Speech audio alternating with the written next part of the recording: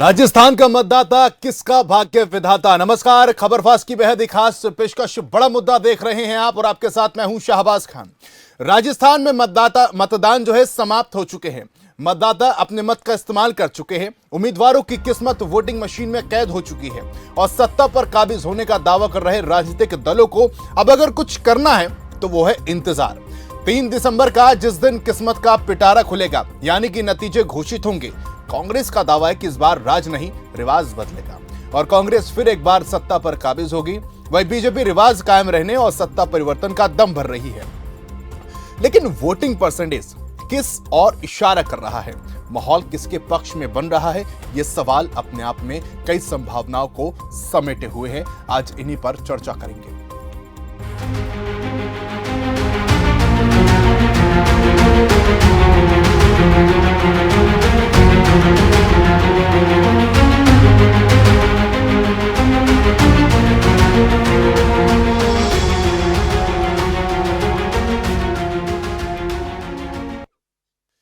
मरुधरा का चुनावी रण समाप्त हो चुका है। राजनीतिक दलों ने जनता के दिल तक पहुंचने और जन समर्थन को वोटों में तब्दील करने की पूरी कोशिश की है।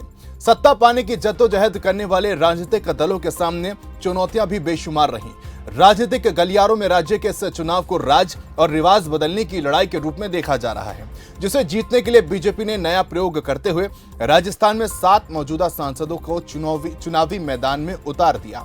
उधर मुख्यमंत्री अशोक गहलोत और सचिन पायलट की हम साथ साथे वाली तस्वीरें भी चर्चा का विषय बनी रही, क्योंकि मुख्यमंत्री पद को लेकर दोनों के दरमियान जो विवाद चला था उसने सरकार और कांग्रेस दोनों को ही मुश्किल में डाल दिया था। हालांकि कांग्रेस आलाकमान मामले को शांत कराने में कामयाब रहे, लेकिन चुनाव प्रचार के अंतिम चरण में फिर एक बार फिर के मुद्दे को अलग ढंग से उठाने की कोशिश हुई। पीएम मोदी ने जिस तरह राजेश पायलट और सचिन पायलट का जिक्र कर कांग्रेस को निशाने पर लिया, उससे लग रहा है कि बीजेपी का निशाना गुजर वोट बैंक पर है, जो कि प्रदेश की करीब 39 सीटों को सीधे प्रभावित करता है। इस बार रिवाज टूटने और राज बदलने के दावे दोनों ही दलों की ओर से किए जा रहे हैं। हालांकि पिछले 30 साल के आंकड़ों को देखें तो साफ है कि यहां बीजेपी और कांग्रेस दोनों का अपना करीब 33% वोट बैंक तो है ही, जो किसी भी सूरत में पार्टी का साथ देता है। पिछले विधानसभा चुनाव में कांग्रेस ने 100 सीटें जीती थी और 39.3% वोट हासिल किए। बीजेपी को 73 सीटें मिली थी और उसका वोट परसेंट 38.77% था। अब 1998 के चुनाव में बीजेपी का सबसे खराब प्रदर्शन था, तब उसे महज 33 सीटें मिली थी, लेकिन तब भी बीजेपी को 33.23% वोट मिले थे। अब इसी तरह 2013 में कांग्रेस का सबसे खराब प्रदर्शन रहा, जब उसे सिर्फ 21 सीटें मिली, लेकिन इस सूरत में भी वोट परसेंटेज जो है 33.07 रहा। ऐसे में कुछ परसेंट वोट ही राजस्थान में किसी का खेल बना सकते हैं तो किसी का खेल बिगाड़ भी सकते हैं। और पिछले 30 सालों की अगर हम बात करते हैं तो वहां पर हमेशा यही दर्ज किया गया है कि जब जब वोट परसेंटेज बढ़ा है बीजेपी को उसको फायदा हुआ है, और जब जब वोट परसेंटेज जो है पिछली बार की तुलना में कम होता है तो कांग्रेस की जीत दर्ज होती हुई नजर आई है। पिछले 25 सालों के अगर आंकड़ों की बात करें तो वही यही दर्शाते हैं। तो राजस्थान में मतदान समाप्त हो चुका है। उम्मीदवारों की किस्मत वोटिंग मशीन में कैद हो चुकी है और 3 दिसंबर को यह खुलासा होगा कि भाई जब मशीन खुलेगी तो किसकी सरकार बनेगी और सत्ता पर कौन काबिज होने का दावा जो राजनीतिक दल कर रहे हैं, उनमें किस किस ने जो जान फूकी है, किसको फायदा होता है, किसको नफा और किसको नुकसान होता है। तो 3 दिसंबर का जिस दिन किस्मत का पिटारा खुलेगा यानी कि नतीजे घोषित होंगे, कांग्रेस हालांकि दावा कर रही है कि इस बार राज नहीं रिवाज बदलेगा और कांग्रेस फिर एक बार सत्ता पर काबिज होगी। वहीं बीजेपी रिवाज कायम रहने और सत्ता परिवर्तन का दम भर रही है, लेकिन वोटिंग परसेंटेज किस ओर इशारा कर रहा है, ये भी हम इस पर चर्चा तमाम जो मेहमान हैं उनके साथ करेंगे। फिलहाल पिछले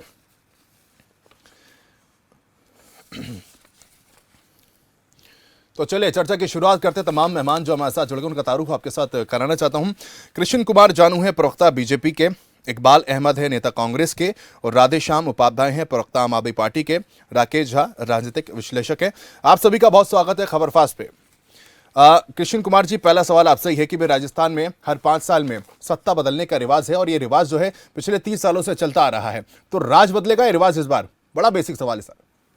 राज भी बदली और रिवाज भी कायम है।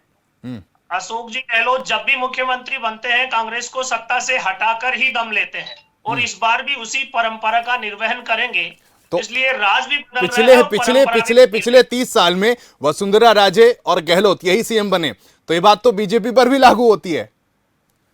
जी, इसीलिए तो भाजपा ने सीएम का चेहरा घोषित नहीं किया। अच्छा, वसुंधरा राजे सीएम नहीं बनेंगी? मैं ये नहीं कह रहा हूं, घोषित नहीं किया, क्यों नहीं बनेगी? पार्लियामेंट्री बोर्ड कहेगा तो बनेगी। पर हमने पहले से प्रिकॉशन लिया था। 2018 के चुनाव में वसुंधरा जी के लिए तो जनता सीएम ने चेहरे नारा कलाम दिया था। सीएम चेहरे कलाम तो कांग्रेस ने भी नहीं किया। जी, कांग्रेस तो अभी सुबह से टीवी डिबेट में कह रहे हैं कि गहलोत ही मुख्यमंत्री होंगे। उन्हीं के काम और परफॉर्मेंस और योजनाओं के आधार पर वो चुनाव लड़ रहे हैं। ठीक है, तो आप कह रहे हैं कि भाई इस बार जो है रिवाज बदलेगा? रिवाज कायम रहेगा, राज बदलेगा। चलिए ठीक है, राज कायम रहेगा, रिवाज बदलेगा। इकबाल साहब क्या कहते हैं आप? जिस तरीके से पार्टी प्रत्याशी ग्राउंड पर उतरे हैं, कौन कौन से ऐसे मुफीद मुद्दे रहे हैं जो अब जो है रिवाज कायम रखेंगे या फिर राज कायम रखेंगे? के बाद राजस्थान में सरकार रिपीट होने जा रही है। पूरे हिंदुस्तान में जिस तरीके से अशोक गहलोत जी ने योजनाओं का जनता के बीच जो योजनाएं पहुंची हैं, जनता के पास डायरेक्ट पहुंची हैं, कोई बिचौलिया नहीं था इसमें। इसलिए सरकार रिपीट करने जा रही है। मोदी जी वहां से फ्लॉप हो चुके हैं। मोदी जी से अपने चेहरे पे चुनाव लड़े। इनके पास तो मुख्यमंत्री का चेहरा भी नहीं था कि किसको मुख्यमंत्री बनाए। तो ये तो सीएम चेहरा तो कांग्रेस के पास भी नहीं था ना? कांग्रेस ने कहा ऐलान करा, किसके चेहरे पर चुनाव लड़ा? अशोक गहलोत जी के चेहरे पे चुनाव लड़े हैं, चुनाव जीतने जा रहे हैं हम। सरकार रिपीट हो रही है। मुद्दे इस बार क्या रहेंगे जो कांग्रेस को जीत दिलाएंगे? आप भले सिलेंडर की बात करें, आप भले फ्रीबीज की बात करें, एक मिनट, आप भले ही सिलेंडर की बात करें, फ्रीबीज की बात करें, लेकिन साल के अंत में, चुनावी साल में ये ऐलान किया जाता है, क्या ये आगे माइलेज दिलाएगा आपको? क्योंकि जनता लगातार ये सवाल भी करती है। हाँ, मैं बता रहा हूँ आपको, जो हमारी 7 गारंटियां है ना, जैसे चिरंजीवी एक योजना ऐसी आई है, लाभदायक योजना, कि अगर कोई गरीब के पास अगर पैसा नहीं होता है तो वो जाके इलाज करा सकता है, बड़े से बड़ा इलाज करा सकता है। उसकी जिंदगी बचाने का काम किया अशोक गहलोत जी ने। घर घर अनाज पहुंचाया है, महिलाओं को 10,000 रुपए देने का वादा किया है, छात्र छात्राओं को लैपटॉप और मोबाइल दिया जा रहा है। पिछले 5 साल में दिया गया है सब। हाँ, आप 25 लाख रुपया दे रहे हैं, 25 लाख रुपया दिया है। तमाम बीजेपी के कार्यकर्ताओं ने फायदा उठाया है उसका। ठीक है, बीजेपी के कार्यकर्ताओं ने फायदा उठाया। कृष्ण कुमार जी, देखो, कुल मिलाकर कांग्रेस के जो लोग हैं और कांग्रेस के जो प्रवक्ता हैं, उनकी भाषा से समझ लीजिए, कांग्रेस ने सरकार द्वारा दिए जाने वाले अनुदान में भी तुष्टीकरण किया है। कन्हैया को कितना अनुदान मिला उनका गला काटने के बाद, और जयपुर में मोटरसाइकिल दुर्घटना के बाद मारे गए इकबाल को कितना मुआवजा मिला, उसको 50 लाख, उसको 5 लाख। ये नाम और धर्म देखकर तुष्टीकरण की राजनीति कांग्रेस को ले डूबेगी, और इस चुनाव में कांग्रेस उसी की सजा भुगतेगी। पूरे राजस्थान में कानून व्यवस्था चौपट थी। पूरे राजस्थान में कांग्रेस के नेताओं ने भ्रष्टाचार के मामले में नए आयाम स्थापित किए हैं। महिला उत्पीड़न के क्षेत्र में राजस्थान पूरे देश में 1 नंबर पर रहा है, और साथ ही साथ फुल टाइम गृह मंत्री के अभाव में पुलिस का इकबाल भी खत्म हुआ है। चलिए, पुलिस का इकबाल खत्म हुआ। इकबाल साहब, जिम्मेदारी बनती है आपका जवाब दें, फिर मैं कृष्ण कुमार जी आपके पास आऊंगा एक छोटा सा सवाल लेके, फिर आम आदमी पार्टी प्रवक्ता के पास जाऊंगा। इकबाल साहब, बीजेपी के पास हिंदू, मुसलमान, भगवान राम के अलावा अगर कोई चीज हो, योजनाओं पे बात कर ले, विकास पे बात कर ले, तो ये बात नहीं कर पाएंगे। ये सिर्फ तुष्टीकरण की बात करते हैं, हिंदू मुसलमान की बात करते हैं, भगवान श्री राम की बात करते हैं। अरे इनके पास कोई बात ही नहीं है। आम जनता की बात करो। बेरोजगारी इतनी बड़ी है चरम सीमा पे। मोदी जी ने कहा था रोजगार देंगे, रोजगार नहीं दिया। महंगाई चरम सीमा पे, लोग भूखे मर रहे हैं। ये क्या बात करते हैं? राजस्थान में तो सर राजस्थान में तो आपकी सरकार है ना, तो आपने कितने रोजगार पैदा करे? अरे या प्रधानमंत्री मोदी या फिर आप केंद्र सरकार के भरोसे थे? हाँ, हमने 2.5 लाख रोजगार दिया, 2.5 लाख रोजगार दिया। 2.5 लाख रोजगार देने की बात कर रहे हैं राधेश्याम जी, जल्दी से जवाब दीजिए। 2.5 लाख जो रोजगार दिया गया है, और आप जो बेरोजगारी का जिक्र कर रहे हैं ग्राउंड पर। हमने पेंशन दिया। ठीक है, आम आदमी पार्टी के प्रवक्ता बताएंगे। राधेश्याम जी,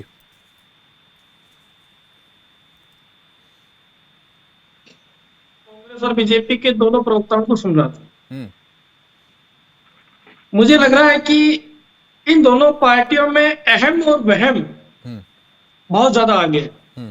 मैं देश के प्रधानमंत्री को सुन रहा था कि हम जीत रहे हैं, कांग्रेस के भी कह रहे थे नेता कि हम जीत रहे हैं।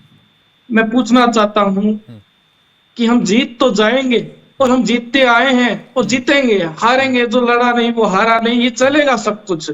लेकिन इस 75 वर्षों के अंदर इस आजादी का हम जो अमृत महोत्सव मना रहे हैं, आप बताइए शाहबाज जी कि हम नया लेकर क्या आए हैं इस राजनीति के अंदर। अरविंद केजरीवाल ने जब 4 सितंबर को जयपुर के अंदर गारंटी दी, 7 गारंटी दी, तो देश का प्रधानमंत्री गारंटी लेकर घूमने लगा और बोले कि ये मोदी की गारंटी है। ये देश जुमलों से नहीं चलता, ये देश घोषणाओं से नहीं चलता, ये देश चलेगा संविधान से, लोकतंत्र से ये देश चलता है। शाहबाज जी, आप हिंदू और मुस्लिम तो कर सकते हो, लेकिन आप मानवता की बात नहीं कर सकते।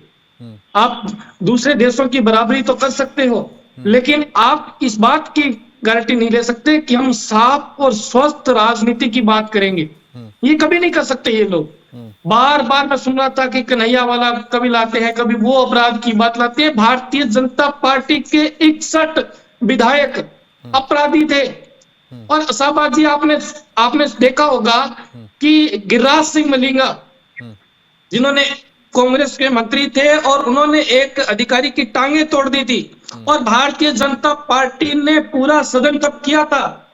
और आज वही भारतीय जनता पार्टी के देश के प्रधानमंत्री सेकी बगा रहे और कह रहे कि राजस्थान को अपराध मुक्त करेंगे। मैं पूछना चाहता हूं इस डिबेट के माध्यम से कि आप बताइए, ऐसे अपराधियों को टिकट देकर कैसे अपराध मुक्त करना चाहेंगे? आप अपराध की नई लाइन खींचना चाहते हैं? ये नहीं कह सकते इस देश के अंदर सुशासन स्थापित हो, देश के अंदर सुरक्षा स्थापित हो, ये देश के अंदर अच्छी शिक्षा की बात हो। ये कभी नहीं कर सकते कि देश जितने शिक्षित हो जाएगा तो वो रोजगार के आयाम स्थापित करेगा। आप सहबाज एक बात और बताता हूँ, मैं देश का प्रधानमंत्री जब भी बनता है वो यूपी और बिहार के मतों से ज्यादा बनता है, क्योंकि वहां से निकलते हैं ये प्रधानमंत्री की पोस्ट। और आप देखिए, यूपी और बिहार के लोग ही दूसरे राज्यों में सबसे ज्यादा काम करने के लिए जाते हैं, ये अपने राज्यों के अंदर कभी काम नहीं करते। और कैसे कह सकते हैं कि राजस्थान में हम परिवर्तन की लहर ला देंगे? ये कांग्रेस और बीजेपी एक ही थाली के चट्टे बट्टे हैं। आम आदमी पार्टी का सक्षम है, आम आदमी पार्टी का सक्षम है राजस्थान में सरकार बनाने जा रही है क्या, या फिर किंग मेकर बनेगी? मैं जवाब दूंगा इसमें, मुझे पता था ये सवाल उठकर आता है हमारे पास।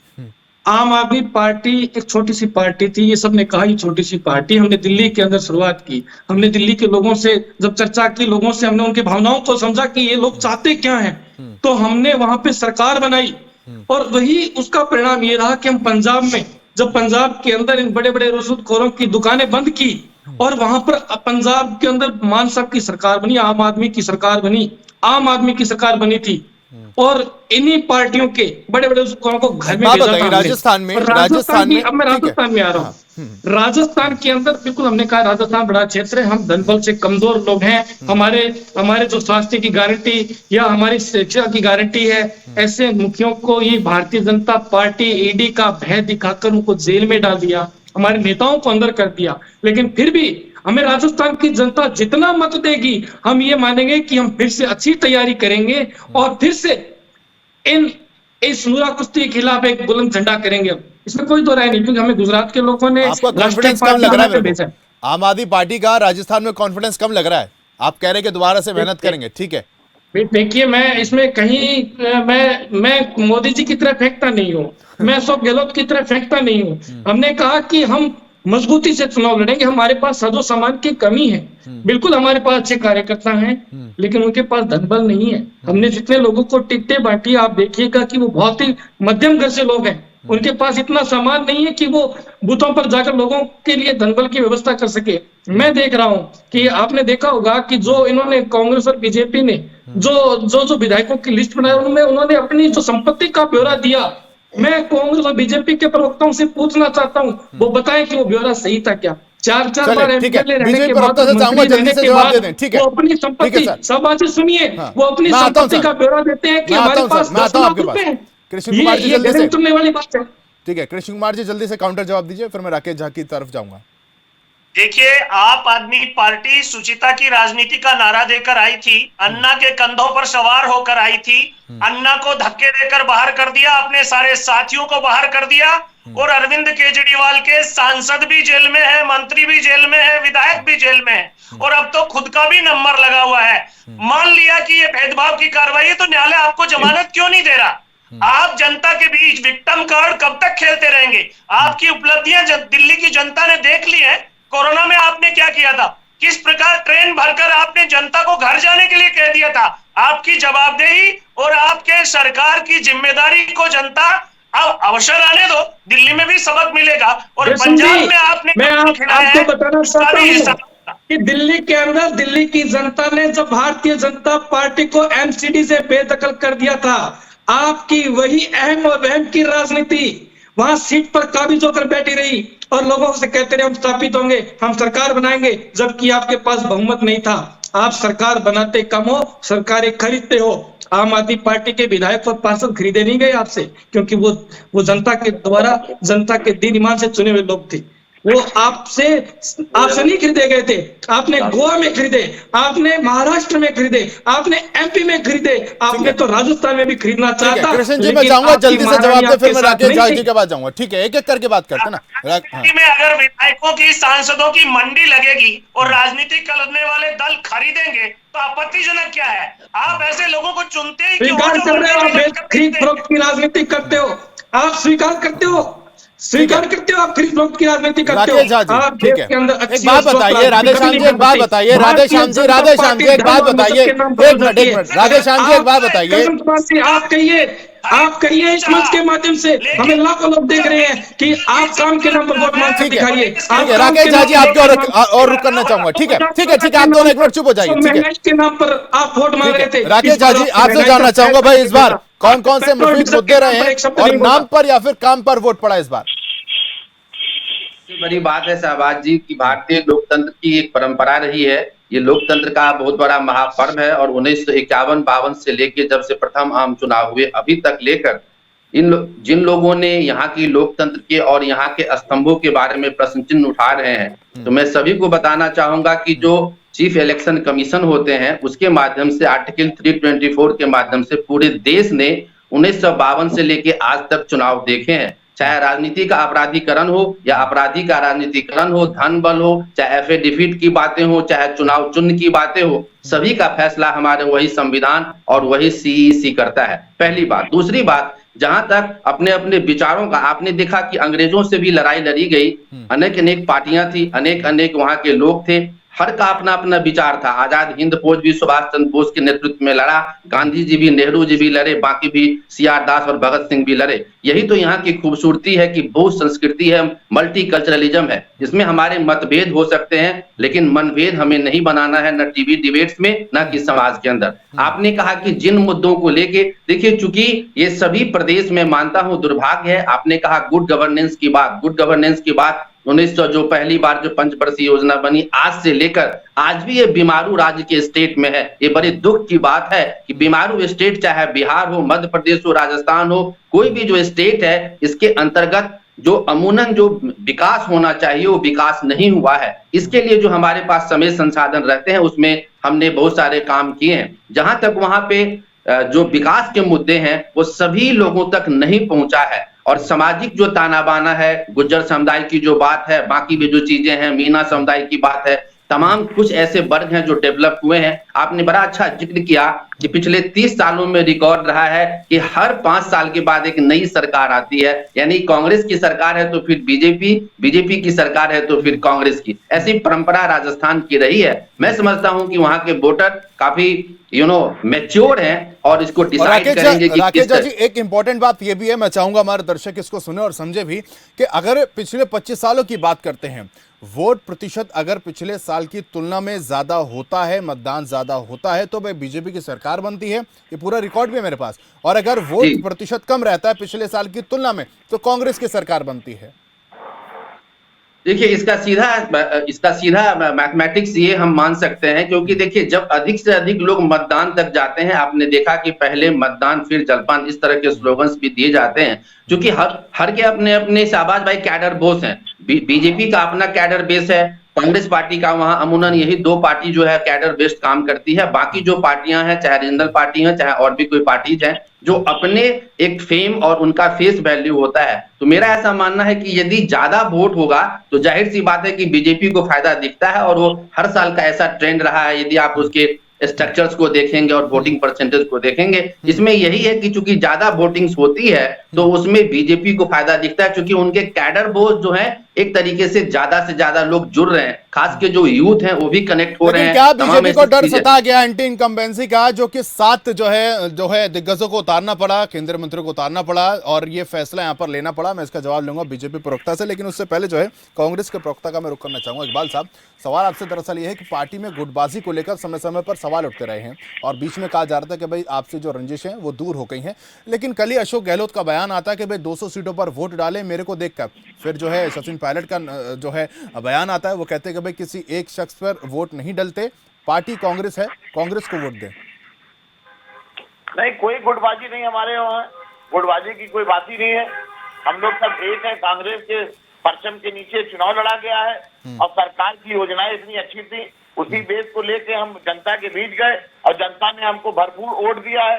हम 150 सीट जीतने जा रहे हैं, बीजेपी का सुबड़ा साफ होने जा रहा है। अब आप देखिए, राजस्थान में एक नया इतिहास का पन्ना खुलेगा 3 तारीख को।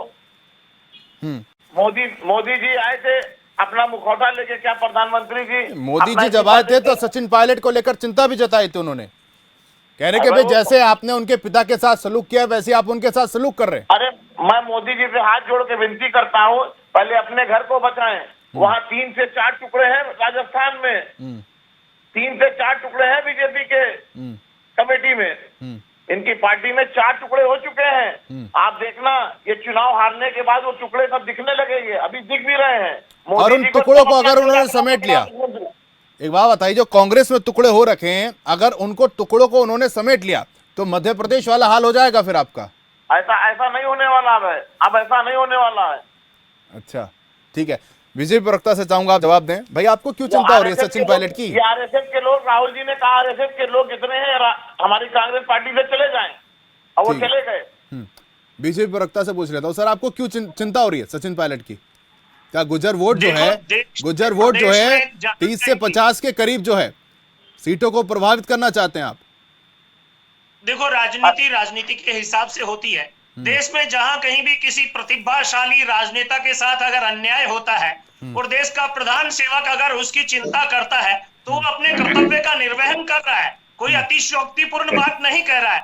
जिस प्रकार राजेश पायलट ने चुनाव लड़कर के राजनीति का जो स्वरूप बनाने की कोशिश की थी और जिस प्रकार सचिन पायलट के कंधों पर कांग्रेस रखकर पिछली बार कांग्रेस सत्ता में आई थी, इस बार उस सचिन पायलट को अगर कांग्रेस फेस नहीं बनाती है, डिजाइन बॉक्स के कहने पर उसके पोस्टर और फोटो गायब रहते हैं, तो निश्चित रूप से चिंता की जानी चाहिए और लोकतंत्र में विपक्ष भी मजबूत होना चाहिए। मोदी जी चाहते हैं जब उनके चेहरे पे चुनाव हो रहा है नहीं, दूसरे के घर में क्या हो रहा है इससे पहले, एक मिनट, दूसरे के घर में क्या हो रहा है, कितने किचन में बर्तन बज रहे हैं, उससे पहले अपने घर में भी तो देखा जाना चाहिए ना। वसुंधरा राजे के कितने करीबियों को तो टिकट नहीं मिला था, उनमें भी तो नाराजगी होगी ना सर? देखो, करीबियों को नहीं, भाजपा के प्रत्येक कार्यकर्ता को टिकट मिला है। उसमें वसुंधरा के कार्यकर्ता भी भाजपा के कार्यकर्ता और बाकी कार्यकर्ता भी वसुंधरा के कार्यकर्ता है। वसुंधरा जी 2018 के इलेक्शन के उस नारे के बाद पार्टी के साथ बैठकर इस प्रिकॉशन को डिजाइन कर रही थी कि जनता ने जो स्लोगन दिया था 163 विधायकों की सरकार अगर हमारी थी और वो 73 पर रुकी थी, तो जनता का वही स्लोगन था जिसे बाद में लोकसभा में 25 की 25 सीट जनता ने मोदी जी को देकर उस नारे को चरितार्थ किया था। इसलिए वसुंधरा जी भी, पार्टी भी और पार्टी के रणनीतिकार भी उस विषय पर विचार कर रहे थे कि बिना फेस के चुनाव लड़ेंगे, कमल के चुनाव चिन्ह पर लड़ेंगे और मोदी जी को नेतृत्व में मानकर लड़ेंगे। और झूठ बोलते हो आप, डिबेट में बैठ के झूठ बोलते हो सर। आम आदमी पार्टी एक मिनट, आम आदमी पार्टी क्या आरोप लगाती है कि भाई हम एक नया चलन लेके आए। हालांकि आपके जितने भी दिग्गज नेता हैं मंच से यही कहते नजर आए कि फ्री की रेवड़ी नहीं चलने वाली, लेकिन क्या आम आदमी पार्टी ने बीजेपी को, कांग्रेस को मजबूर कर दिया है? फ्री स्कूटी का दावा किया जाता है, गैस सिलेंडर कम के दाम की बात की जाती है, फ्री बिजली का दावा किया जाता है, मजबूर कर दिया क्या आम आदमी पार्टी ने कांग्रेस को भी बीजेपी को भी? आम आदमी पार्टी जो है वो मजबूर करने वाली पार्टी नहीं है। उसका चरित्र तो दिल्ली के सारे कहानी के पटाक्षेप के साथ सबको पता चल चुका है। हाँ, इस देश में फ्री वीज की राजनीति जो है आप आदमी ने शुरू की थी और उसके बाद सब राजनीतिक दलों ने, पहले केवल दक्षिण तक था, अब उत्तर भारत में भी फ्री वीज की पॉलिटिक्स हो रही है और राजनीति करने वाले सब दल एक दूसरे को देखकर एक दूसरे की अच्छी और बुरी आदतें सीखते हैं। ये बात सच है। ठीक है, यानी आप भी मैं आता हूँ आपके पास। स्वीकार कर रहे हैं कि अब हम भी बुरे हो गए। राधे श्याम जी, मैं आता हूँ आपके पास। ठीक है, मैं आता हूँ सर, आपके पास ही आऊंगा मैं। इकबाल साहब, एक बहुत महत्वपूर्ण सवाल है। आम आदमी पार्टी ने क्या मजबूर कर दिया है? बीजेपी ने तो जवाब दे दिया, कांग्रेस भी बताया कि भाई क्या मजबूर कर दिया है फ्रीबीज को लेकर। एक मिनट, पूरा सवाल सुन लीजिए। अमित शाह साहब भी आते हैं, वो कहते हैं कि भाई हमने भी कांग्रेस को मजबूर कर दिया, मंदिरों में जाने लगी है। अरे मंदिर क्या वो सर्टिफिकेट देंगे क्या?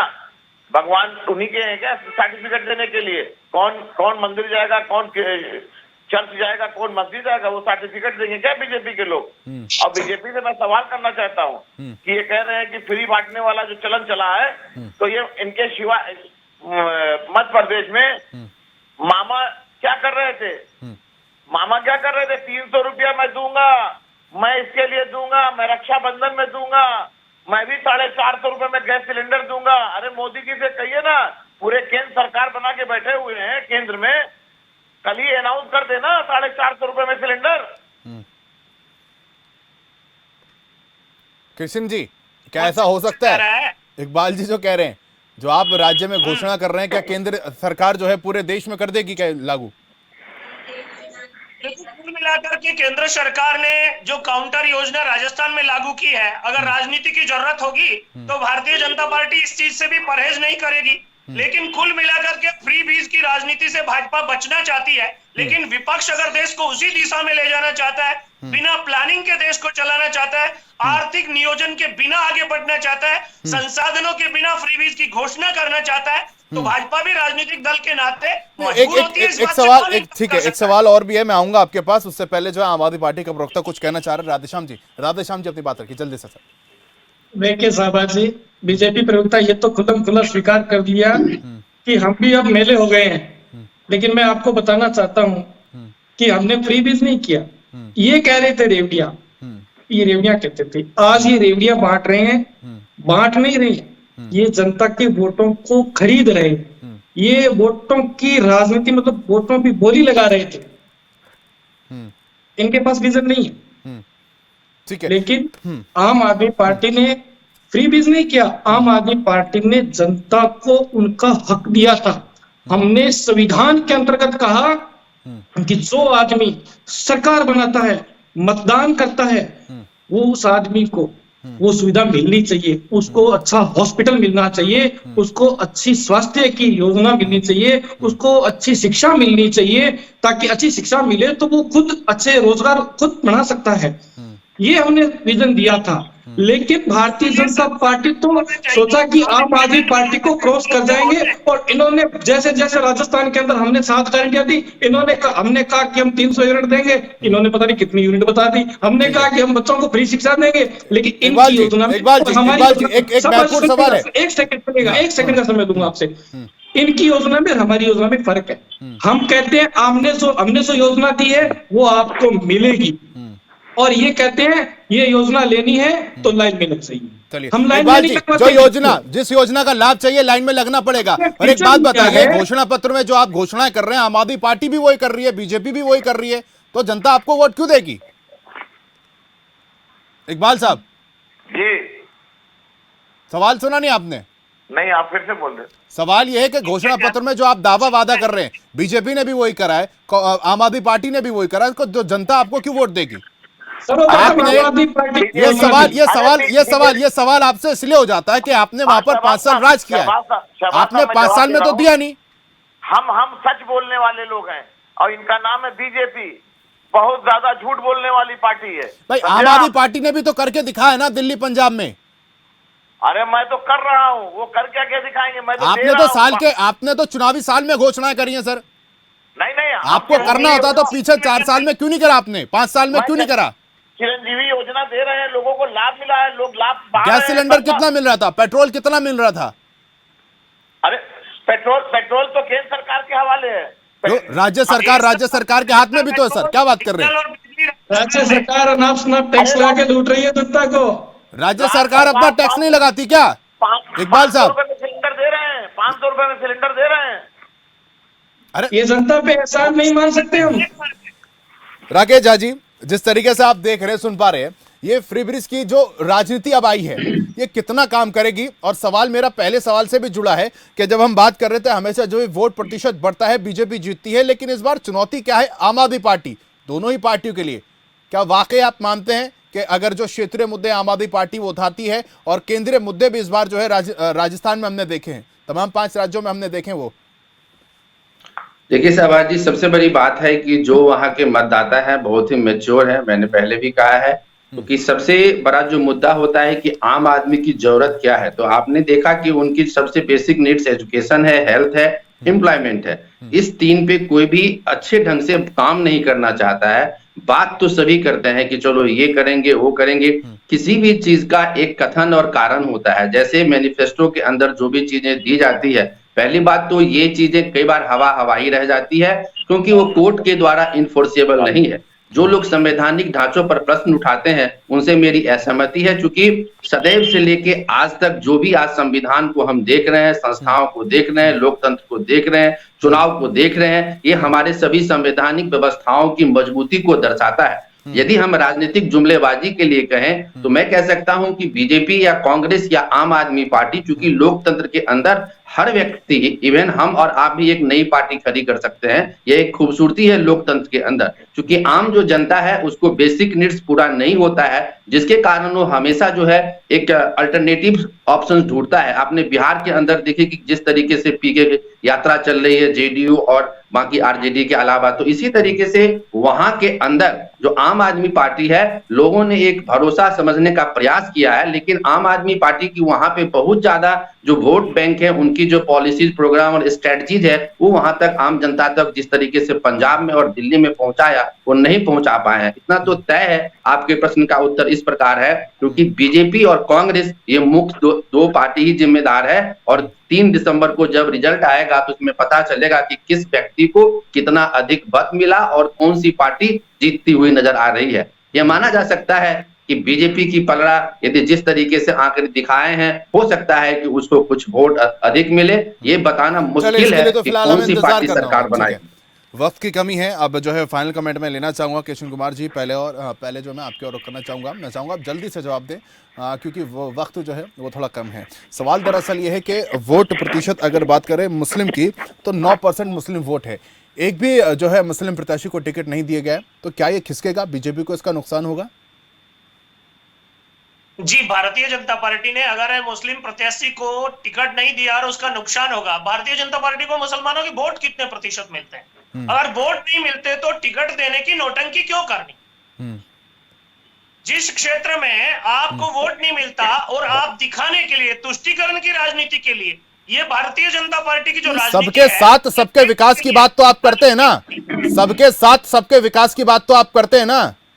निश्चित रूप से भारत सरकार की एक भी योजना में हिंदू मुस्लिम के आधार पर भेदभाव नहीं है। चाहे वो प्रधानमंत्री के घरों में शौचालय बनाने की योजना हो, चाहे वो निःशुल्क अनाज देने की योजना हो, चाहे वो दवाई देने की योजना हो, चाहे वो गैस सिलेंडर देने की योजना हो, चाहे वो क्या मुस्लिम देश का नागरिक नहीं है? क्या उसको टिकट लेना, उसको चुनाव लड़ने का अधिकार नहीं है? चले, कहीं कोई भेदभाव नहीं। बहुत शुक्रिया आप सभी का इस चर्चा में मेरे साथ शामिल होने के लिए। तो 3 दिसंबर को नतीजे आएंगे, वही तय करेंगे कि इस बार रिवाज बदलेगा या फिर राज। नमस्कार।